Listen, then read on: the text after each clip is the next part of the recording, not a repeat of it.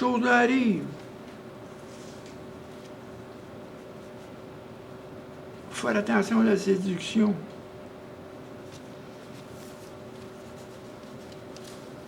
Il faut observer le temps.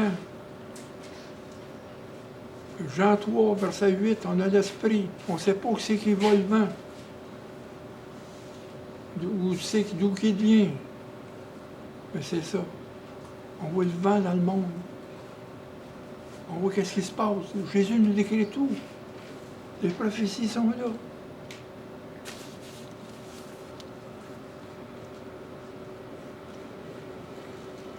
N'oubliez pas une chose.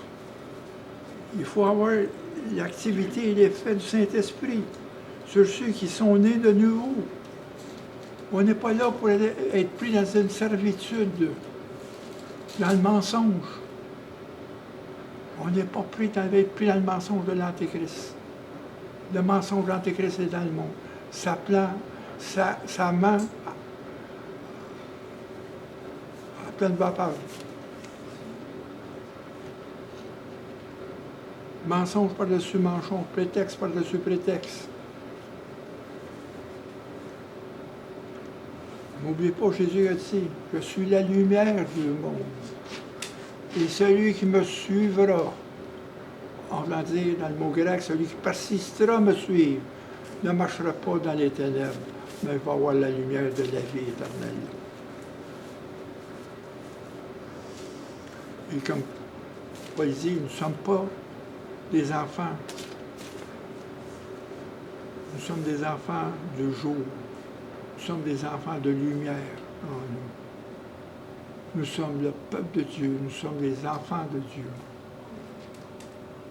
On n'est pas ici pour être en esclavage avec le monde. Il ne faut pas que le monde nous mette dans l'esclavage, dans leurs pensées. C'est tous des menteurs. Et ça ment par-dessus leur tête. Ils vont avec leur pouvoir. Ils cherchent le pouvoir. Celle de dominer. Mais jamais. Jésus est le plus grand dans le monde. Il a vaincu le monde sur la croix. Pour nous. Pour qu'on soit esclave de ce monde-là. Il a vaincu Satan. Il nous a donné l'autorité sur Satan. On a l'autorité sur Satan.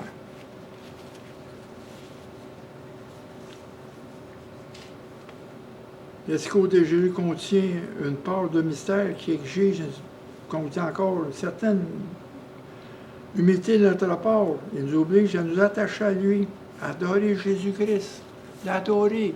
Christ est roi. Faites pas juste chanter ça. Qu'il soit réellement roi. Ayez ce privilège-là, reconnaissez ce privilège-là qui règne dans vos vies.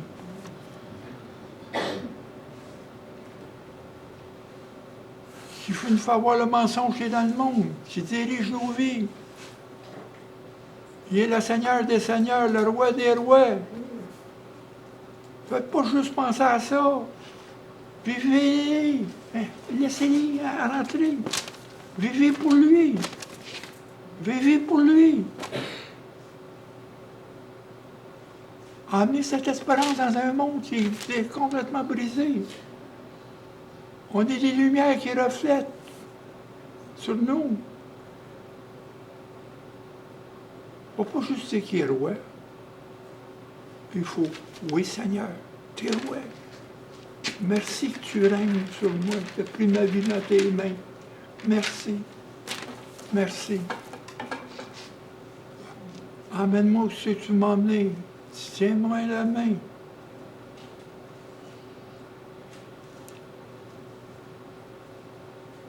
L'hymne qui dit, il y a un livre qui dit, on n'a pas de plus tendre ami que Jésus. On peut tout confier à lui. Toutes nos peines. On peut tout confier.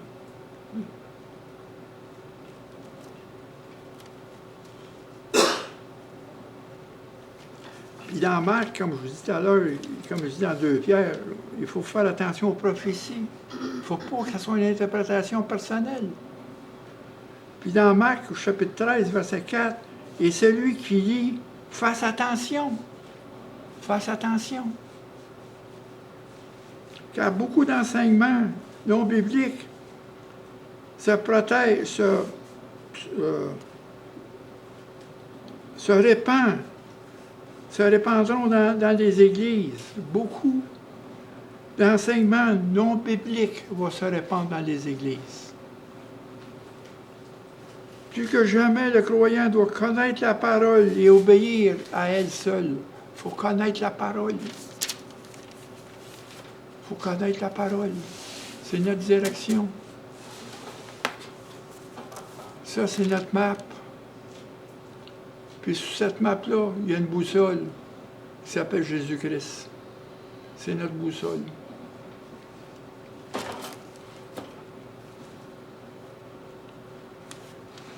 Parce qu'il faut, comme il dit, il faut obéir, il ne faut pas être séduit dans Marc. Il dit ça combien de fois?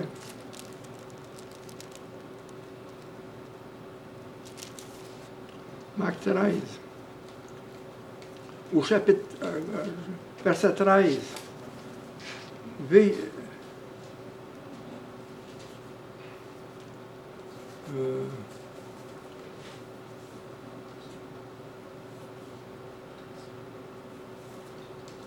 Il dit, prenez garde, veillez, ou ça, 13, Marc 13, verset 33, prenez garde, veillez, priez, car vous ne savez pas quand le temps arrivera. Veillez et priez.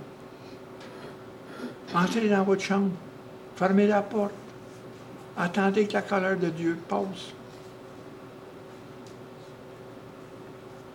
Au verset 35, il répète, « Veillez donc, car vous ne savez pas quand viendra le maître de la maison. »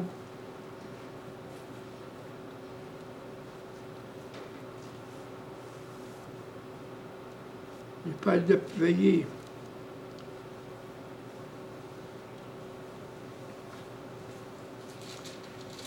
Et au verset 5, dans Marc, il dit, Jésus se mit alors à leur dire, prenez garde que personne ne vous séduise. C'est ça qui est dangereux. C'est ça, là. On a le Saint-Esprit en nous. Il faut prier. Lui va nous voir les choses. Vous savez, un exemple, je reviens encore là. Dans la guerre d'Israël avec les Palestiniens, en principe, c'est les Philistins. Ils ont tout le temps été en guerre avec Israël. Première des choses. Et on va voir dans Genèse, il a dit ça à Abraham, il a dit ça à Isaac, il a dit ça à Jacob. Et ceux qui vont te maudire, je vais les maudire. Et ceux qui vont te bénir, je vais les bénir. Qu'est-ce qui arrive en ce moment avec les Palestiniens, qui sont les Philistins? Dieu, le jugement de Dieu est là. Parce qu'ils ont maudit Israël. Ils ont maudit les fils de Jacob. Il faut voir ça par les yeux. Vous allez voir comment que Jésus, Dieu a éliminé les peuples pour faire la place à Israël. Il a éliminé les peuples pour donner. Il les a éliminés.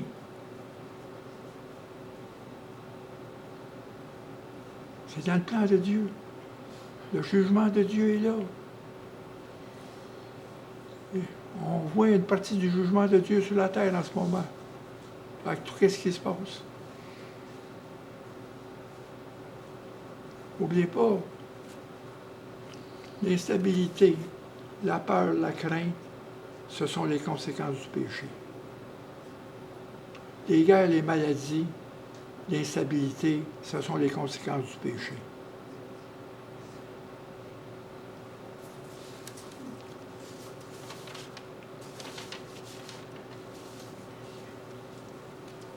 Il ne faut pas se laisser séduire. Il faut prier. Il faut garder la parole de Dieu avec nous. Dans Matthieu 24,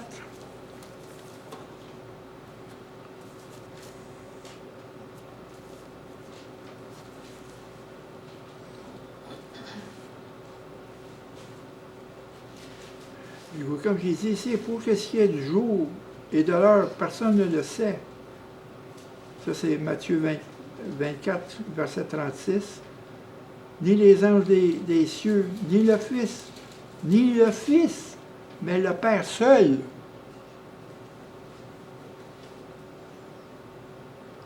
Ce qui arrivera le temps de Noé, arrivera de même à l'avènement du Fils. Ils vont être pris par surprise. Car les jours qui précèdent le déluge, les hommes mangeaient et buvaient, se mariaient et mariaient leur enfant jusqu'au jour que Noé entra dans l'arche. Ils ne se doutèrent de rien jusqu'à ce que le déluge arrive. C'est ça qui va arriver.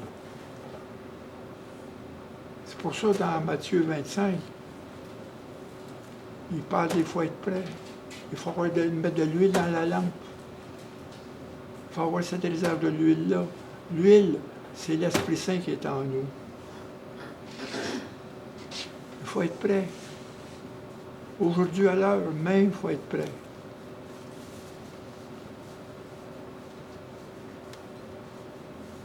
C'est pour ça qu'il dit ici, que vous avez ici, verset 13, « Mais celui qui persévérera jusqu'à la fin sera sauvé. » Cette bonne nouvelle du royaume sera prêchée dans le monde entier pour servir de témoignage à toutes les nations. Alors viendra la fin.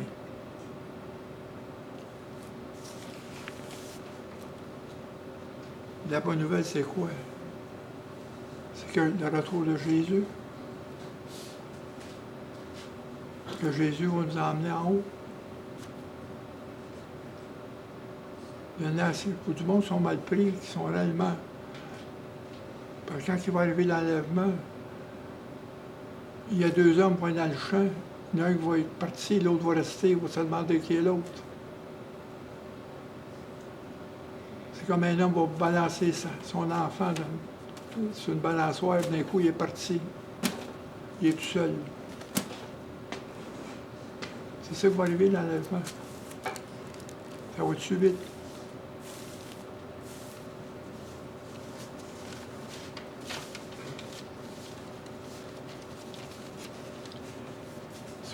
Si la semaine prochaine, je reviendrai, je ne parlerai pas des 70 semaines dans le livre de Daniel. Parce que le principe, c'est que il faut persévérer. Persévérer, c'est la foi. Vous parlez de la foi d'Abraham. Parce que Abraham a cru à Dieu. Et il lui a imputé la justice. Parce qu'Abraham a cru à ses promesses. C'est la même chose avec nous. Il faut croire les promesses.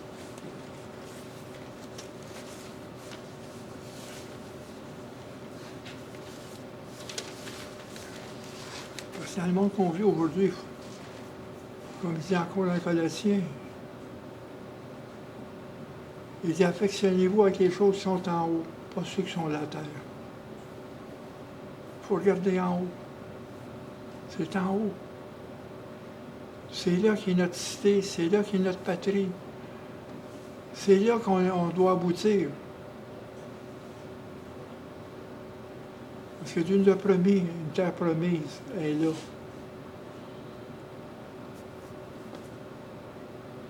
Mais on est dans le désert en ce moment. On marche dans le désert. Notre vie, c'est un désert. Mais dans le désert, il y a de l'eau. Dans le désert. C'est la parole de Dieu. Il y a de l'eau. Et Dieu nous accompagne dans notre désert. Parce que quand on parle de l'Exode, ça veut dire un départ. Quand vous êtes mis à Jésus, c'est un départ. Vous êtes rentré dans le désert.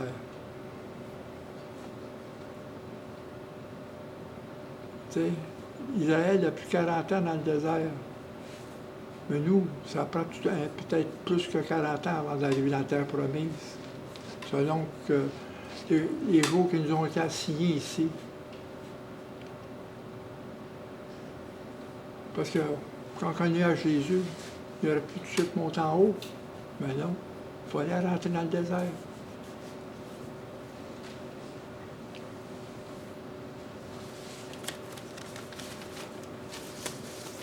Et il ne faut pas se trouver avec ce qui se passe dans le monde. La prière pour nous, c'est un refuge. Parce que ça nous met dans la présence de Dieu. On est ici dans la présence de Dieu. Loin de tout ce qui se passe en dehors, en dehors d'ici. On est en présence de Dieu. On est là pour le louer. On a chanté des louanges. On a chanté pour le Christ.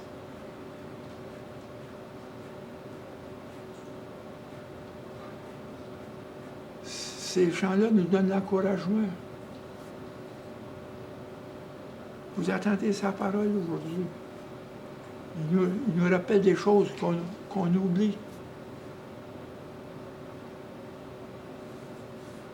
Oui, il y a des guerres qui vont arriver, c'est pas fini. Il y a des inondations qui vont arriver. Il y a des feux de forêt qui vont arriver. Parce que Dieu nous éprouve à travers ça.